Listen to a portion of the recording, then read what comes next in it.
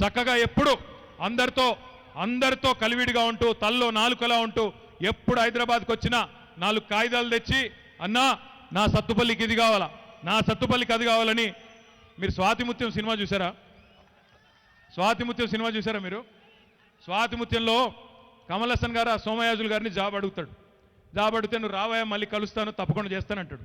ఇంకా ఆయన బాత్రూమ్కు పోయినా పోతాడు. ఆయన ఎంబడ సార్ నా జాబు అంటాడు.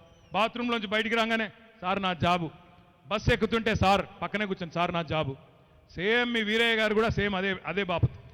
ఎక్కడ పోయినా హైదరాబాద్లో ఒక మంత్రి గారిని మొదలు ఒక కాగితం ఇచ్చిందంటే దాని అంతు చూసేదాకా, సత్తుపల్లికి నిధులు తెచ్చేదాకా విశ్రమించని నిజమైన బట్టి విక్రమార్క మన సండ్ర వెంకట వీరయ్య గారు.